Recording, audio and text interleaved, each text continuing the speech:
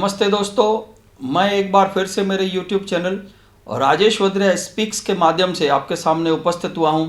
अगर अब तक आपने मेरा YouTube चैनल सब्सक्राइब नहीं किया है तो सब्सक्राइब करें और बेल आइकन को दबाएं, जैसे मेरे वीडियो सबसे पहले आपके पास पहुंचे। कैपिटल वैल्यू आज एक बहुत बड़ा मुद्दा उल्लासनगर रहवासियों के लिए, शहरवासियों के लिए, व्यापारियों के लिए बन चुका है। मैंने पहले 3 एपिसोड इसके ऊपर बनाए हैं, ये चौथा है। ये चौथा बनाने की ज़रूरत इसके लिए पड़ी कि कल और आज श्रीमती प्रियंका राजपूत उपायुक्त कर उल्लासनगर महानगर पालिका ने अपना एक स्टेटमेंट मीडिया में दिया है, जिसके बारे में मैं कुछ कहना चाहता हूँ।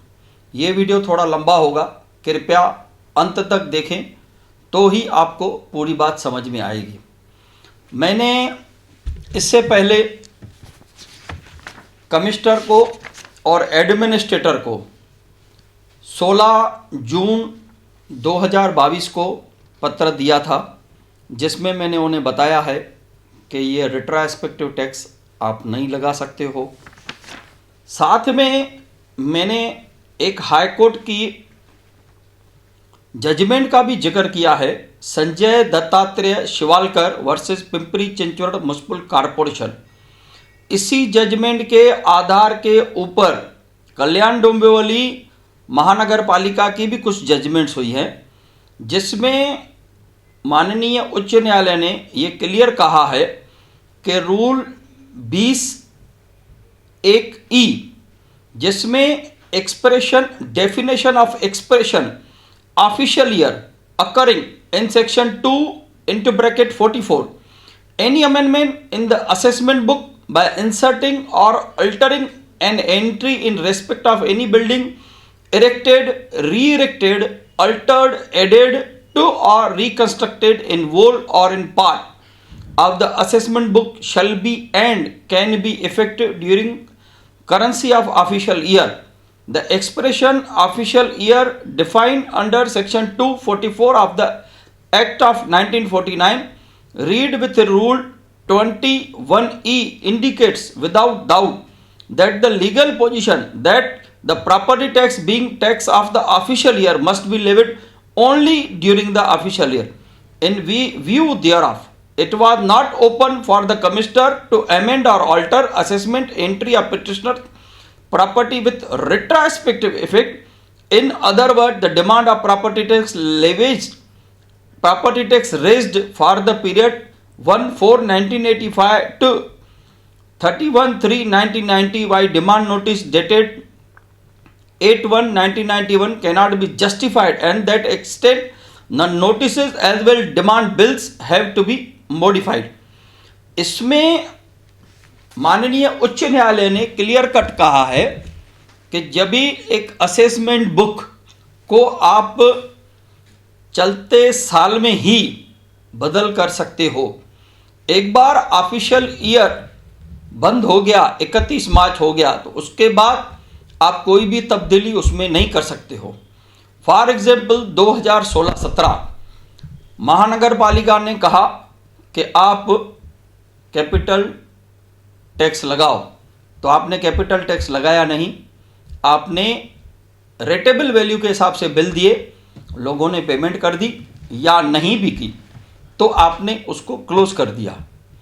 इसी तरह 17-18, 18-19, 19-20, 20-21, 21-22 इन सालों में आपने जो बिल दिए लोगों ने उसकी पेमेंट की या नहीं भी की, तभी भी 31 मार्च को वो क्लोज हो गया।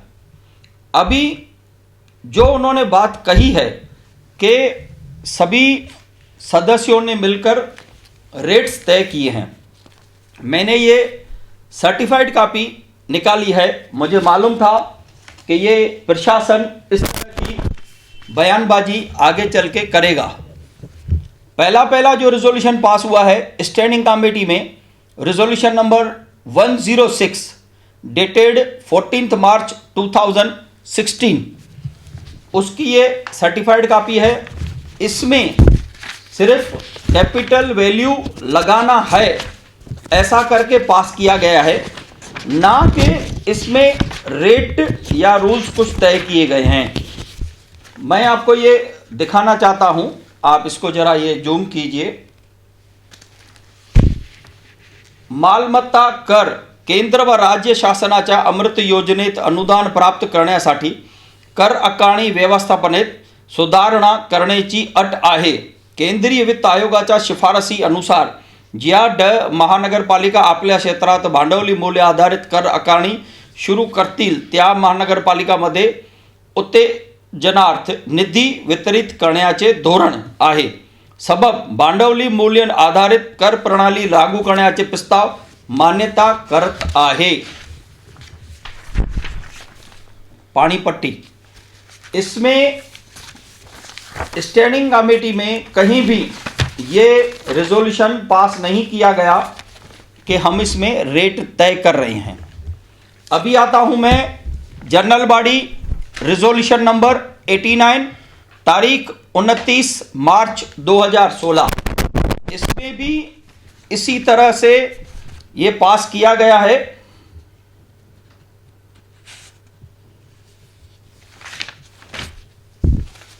केंद्र व राज्य शासनाचे अमृत योजनेचे अनुदान प्राप्त करण्यासाठी कर आकारणी व्यवस्थापन सुधारणा करण्याची अट आहे।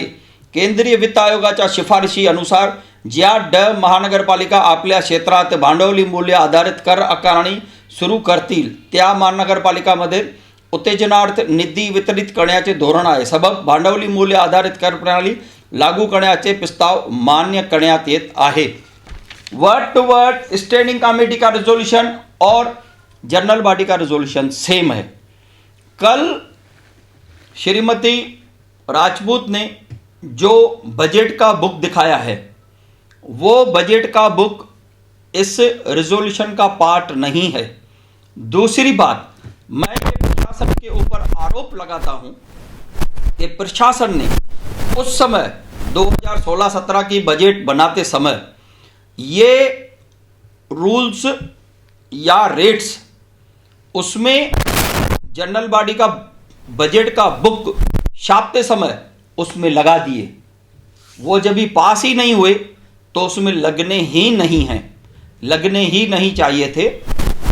उन्होंने एक षड्यंत्र के कारण एक प्लानिंग करके ये उसमें लगा दिए और उस समय के महापौर, उपमहापौर, बाकी सभी सदस्यों का उन्होंने दिशा भूल की है। एडमिनिस्ट्रेशन ने की कार्रवाई की है। मैं आयुक्त से मांग करूंगा कि उन अधिकारियों को ढूंढें और उनके ऊपर कार्रवाई करें। अभी मैं आता हूं general body standing committee resolution 37 तारीख 21 सितंबर 2017 और जनरल बॉडी रेजोल्यूशन 29 तारीख 9 अक्टूबर 2017 पे। ये भी मैंने सर्टिफाइड कॉपी ली है। इसके रेजोल्यूशन में सिर्फ रेट्स तय किए गए हैं।